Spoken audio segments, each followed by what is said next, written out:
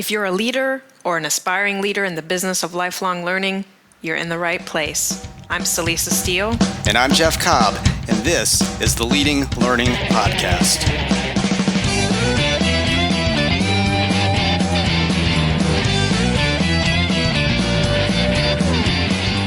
Hello, and welcome to episode 56 of the Leading Learning Podcast. In this episode, we're going to talk about a new learning business maturity model we've recently introduced. But before we do that, we want to be sure to thank Avalar, which is the sponsor of our upcoming webinar on learning management system selection, is also the sponsor for this episode of the Leading Learning Podcast. And you can find out more about Avalar and its learning solutions at www.avalar.com. So, as we said, we want to talk about this new model we have, the learning business maturity model. And Celisa, maybe we should start off with what this is. Well, yes. So we introduced this to learning leaders who were gathered in Baltimore for the Leading Learning Symposium, and we're calling this version 1.0 of the learning business maturity model, and we're making it now more broadly available. And really what the model does is it articulates the characteristics and practices of a mature learning and education business or a line of business. And then we talk about the stages that typically precede full maturity. Now, we want to emphasize that this is intended specifically for market-facing organizations or units within those organizations that focus on lifelong learning, continuing education, and professional development. So this is not intended, for example, for corporate training departments or degree-granting programs. And we'll say right up at front, too, that you can download the Learning Business Maturity Model. We have a PDF of that. You can go to tagoras.com/maturity. And we do hope that you will download that model, but we thought it would be good to spend a little bit of time in this podcast providing some context for the model and why we developed it and how we see it evolving. Yeah, and why, of course, is always important. We don't want to just put something out there just to put it out there. So we developed the learning business maturity model because, we've been in this business for a long time. And over our years of working with market-facing learning businesses, we've seen common problems, common issues, and common opportunities, frankly, across the different learning businesses that we've worked with. And we feel that, oftentimes organizations don't necessarily see these commonalities. They often don't see the opportunities because they're kind of, too deeply mired in their own problems. And lastly, to that point, we haven't seen enough collaboration among organizations. It's one of the reasons that we started an event like the Leading Learning Symposium, but we wanted to go farther. We wanted to provide a model that could be used broadly for any business that's out there in the world of continuing education and professional development, and hopefully will help those businesses to innovate. And so the goal of the learning business maturity model is to provide a framework that allows organizations to assess their capabilities and helps them to surface problem areas. And then hopefully by surfacing those problem areas, provide a way to move from problem to opportunity, and then we hope to innovation. So as I mentioned, we do have a PDF version, and in that PDF version, there's an assessment that will help your learning business gauge your maturity. And we're hoping then, by virtue of having done that assessment and seeing kind of where you rank in terms of maturity, that will help you better understand your strengths and weaknesses in the areas like leadership and strategy and resources and products and services and marketing. And so the goal of the model is to move beyond kind of the theoretical and really get down and help organizations address the practical questions about how a learning business can improve. And the maturity model is also a way to help market-facing learning businesses more fully recognize that they are part of a distinct sector. It's comprised of a wide variety of organizations, but they're linked together with the shared goal of serving a market through learning, and they can learn from each other. So, a high-level look at the maturity model, we want to just give you a taste of it. So it spans 4 stages of maturity, and we've named each stage kind of, with a single adjective to kind of convey what the business is like at that stage. So stage 1, it's static. Stage 2, reactive. Stage 3, proactive. And then stage 4, this is the fully mature learning business model, that's innovative. And then in each of those stages, we gauge maturity according to characteristics and performance in 5 domains that we've found to be critical to the success of learning and education businesses that we've been involved with over the years. And the downloadable version of the Learning Business Maturity Model contains much more detail about each of these stages. But in cases in which the learning and education business is part of a larger organization, and this is the case for many trade and professional societies and trade associations, the model deals specifically with those 5 domains in the context of the learning and education line of business. So it's not applying to the entire organization, but really looking at that learning and education line of business. So the 5 domains are, we just want to go over those, and the first one is leadership. So in that domain, we want to understand, how clear is the vision for the learning and education business? How is accountability for achieving the vision shared and sustained over time? Is there a culture of learning throughout the organization and its audiences? So leadership is number 1. Number 2 is strategy. So how clearly articulated is the strategy? Has it been communicated and embraced broadly throughout the organization? Are clear metrics established and tracked? And does the organization adjust strategy based on the data captured?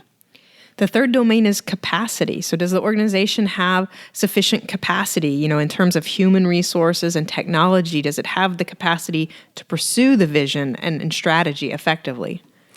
And the fourth one is the portfolio. So are the content, the methodologies, and the modalities for learning aligned with well-researched, thoroughly understood learner needs? Is the impact of learning assessed at multiple levels over time?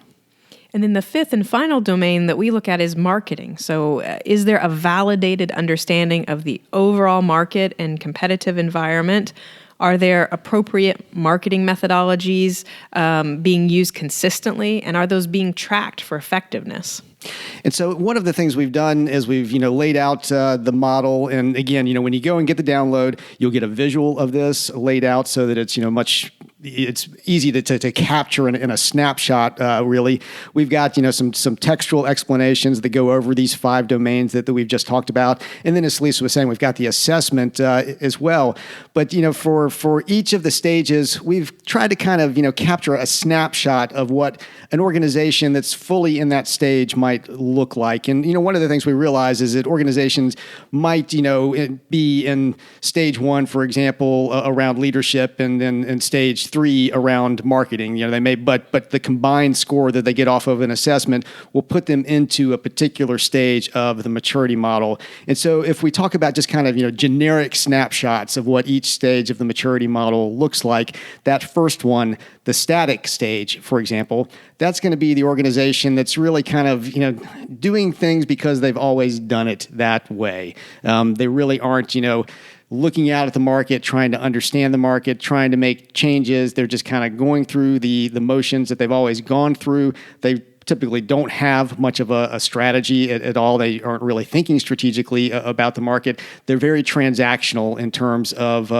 how they think about the educational business. So they have their annual event, they get their registrations, and then when that's done, they're done. And next year they'll do the same thing again. And that's kind of the static organization. And so then at stage 2, which we characterize as being reactive, you have an organization that is beginning to make some to respond to the market. And so it's, kind of one step more mature than the static, but the danger here is that the organization may be responding to kind of the vocal minority and making changes based on, the wheel that makes the loudest squeak, and that's the kind of attention that is given rather than it being really more of a concerted effort to really understand the market, to really understand and articulate a strategy. And then in stage 3, you start to be much more proactive. This is the proactive sort of organization. So this organization, does have at least some sense of strategy. They've probably got, at least adequate resources applied against their current needs.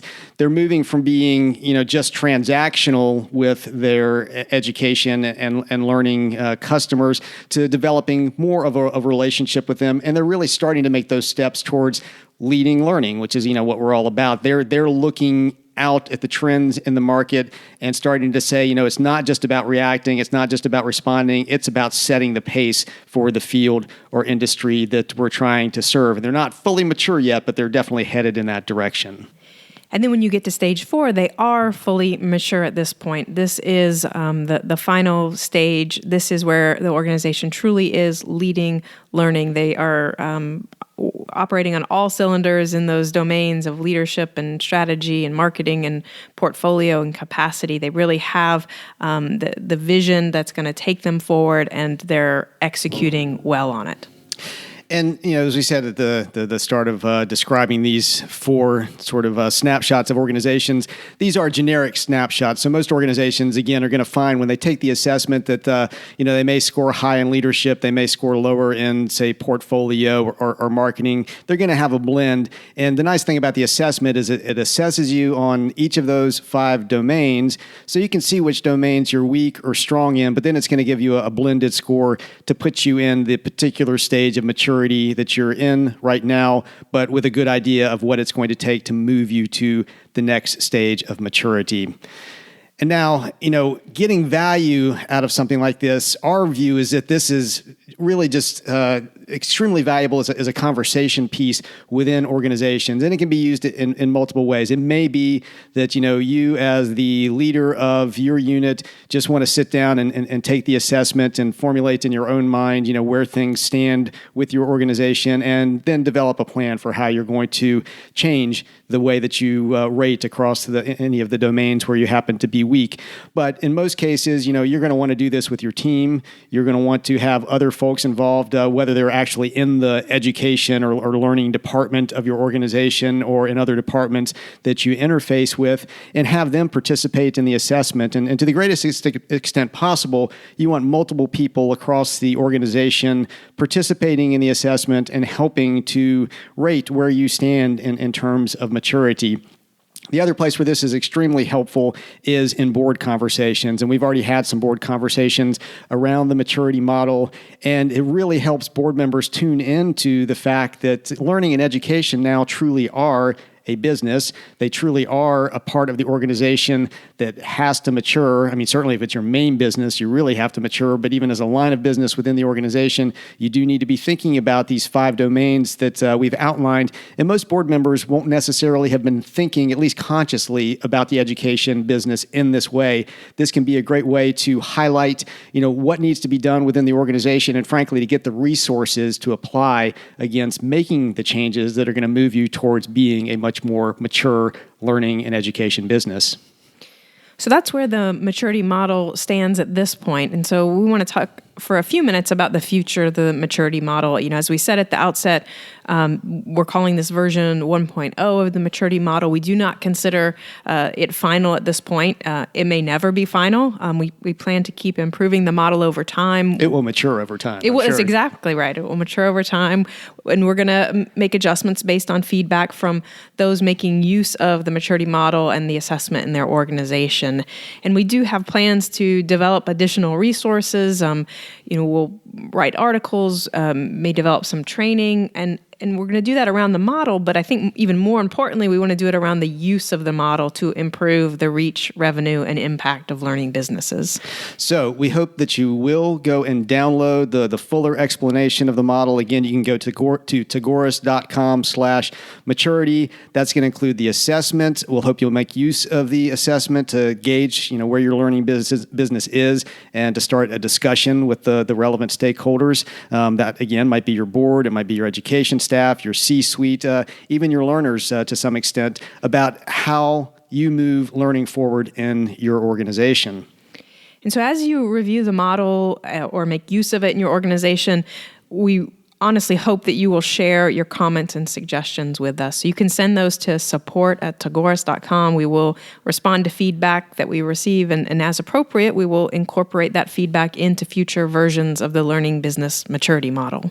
So we're looking forward to improving the learning business maturity model over time, and we really, really do welcome your help and input along the way. We'd like to hear about how it's helping you in your organization to make the stakeholders that you have more aware of learning and education as a business and as something that needs the appropriate resources, needs the appropriate focus to be able to mature and to be able to really deliver the value and impact, because this is really what this is all about, is value and impact.